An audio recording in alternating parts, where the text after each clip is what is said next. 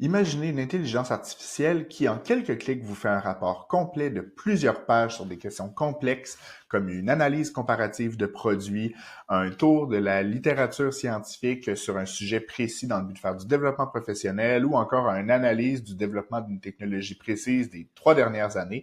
Eh bien, c'est ce qu'offrent les nouvelles fonctions de recherche approfondie qui sont offertes entre autres par ChatGPT, Perplexity et Google. Je vous les présente, certaines sont même accessibles gratuitement, je vous explique à quoi ça peut servir, je vous les compare et on s'en parle. Pour faire la démonstration, je vais utiliser Perplexity.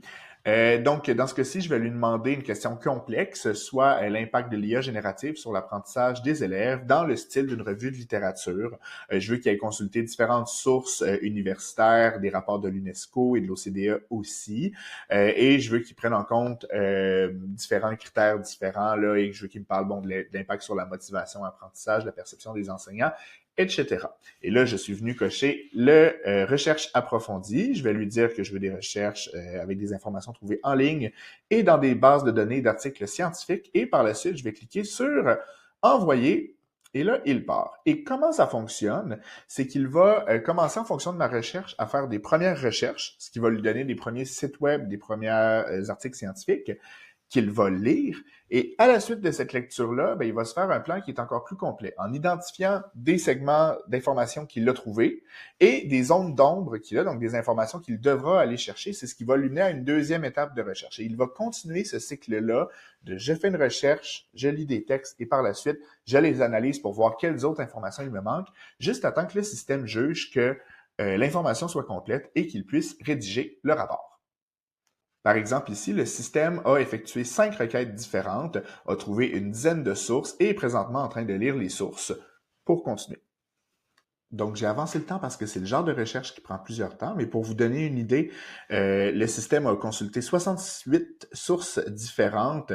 C'est fait toute cette quantité d'étapes-là pour se faire donc différentes étapes de recherche et par la suite, il m'a rédigé un rapport de plusieurs pages sur le sujet pour répondre exactement à la question que je lui avais posée, tout en citant ses sources tout le long. Donc, on peut aller vérifier les informations, ce qui est très important aussi, d'aller vérifier les informations pour être sûr qu'il n'y ait pas de fausses informations qui se soient glissées. Je vous conseille vraiment d'aller l'essayer, cette fonction-là, parce que pour de vrai, ça fait des rapports qui sont super complets. Mais dans le but d'avoir une comparaison, j'ai décidé de faire la même requête dans ChatGPT, dans Perplexity, et à l'aide d'Alexandra Couclé, la geek de service, qui l'a fait pour moi dans celui de Google, comme je n'y ai pas accès, pour pouvoir comparer les 3 résultats. Je vous en parle. Donc, mon préféré en termes de résultats, c'est celui d'OpenAI. On parle d'un rapport qui fait environ 13 pages quand je l'ai mis dans un autre document qui cite bien ses sources. J'ai pas vu de problème là, rapidement à ce point-là. Ce que j'ai beaucoup aimé aussi, c'est qu'il m'a posé des questions de relance avant de me lancer, donc pour vérifier que il faisait la bonne recherche. Et ce que j'aime beaucoup aussi, c'est que lorsqu'on va cliquer sur un site, quand il va l'ouvrir, il va venir nous indiquer exactement dans quel segment du texte il a pris l'information. Donc, ça facilite encore plus la vérification de l'information par la suite. Donc, lui d'OpenAI est maintenant accessible pour ceux qui ont le forfait à 20 quelques dollars par mois, mais on a le droit à 10 requêtes par mois, donc on doit se limiter. Mais c'est très complet. En deuxième position, je dirais avec celui de Google, qui aussi a posé des questions de relance pour être sûr. Il a fait un plan de recherche avant de lancer, juste pour être sûr que tout était.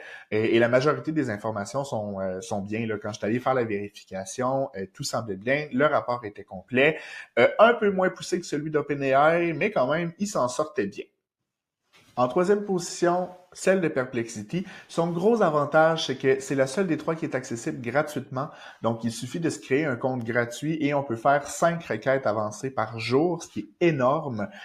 Donc, c'est super intéressant à ce niveau-là si on veut pas investir d'argent là-dedans. Par contre, son gros défaut, c'est que parfois, il ne fait pas les bons référencements des informations. Donc, ils vont nous mettre une source, mais c'est pas cette source-là qui a dit ça, c'est une autre. La majorité des informations que j'ai vues n'étaient pas fausses. Elles étaient juste mal référencées. Donc, j'ai dû faire un travail qui était plus long pour retrouver les bonnes informations ou aller valider ou trianguler avec d'autres sources qui sont différentes. C'est sa lacune. J'imagine que ce sera quelque chose qui va être traité par la suite, mais on parle quand même d'un rapport qui faisait plusieurs pages et qui m'a donné beaucoup d'informations qui peuvent m'aider dans mes différentes tâches professionnelles. Moi, ce que je vous conseille vraiment à ce point-ci, c'est d'aller l'essayer. Donc, si vous avez un compte payant avec ChatGPT ou avec Google, allez essayer leur version. Sinon, Perplexity permet de le faire gratuitement et vous allez voir à quel point ça change la donne. Ça fait des rapports qui sont complets, qui sont complexes et qui nous permettent de, selon moi, qui vont nous amener à changer un peu notre rapport à l'information, à quel point on est capable d'accéder à des choses complètes de sources fiables. Par contre, parlant de sources fiables, on doit toujours aller revérifier les informations par la suite. Le système peut avoir inventé une information, peut avoir mal interprété une information. Donc, on doit toujours valider avant d'utiliser une information pour quelconque prise de décision ou autre chose importante. Et on doit toujours garder en tête que ces recherches-là ont un coût environnemental qui est très élevé. Donc, on doit l'utiliser pour des raisons qui sont pertinentes. Donc, si jamais vous voulez voir mes démonstrations, allez voir, j'ai mis les liens dans la publication de cette vidéo. Et si jamais vous avez des questions, n'hésitez pas à me contacter. Ça me fait plaisir. Passez une belle journée.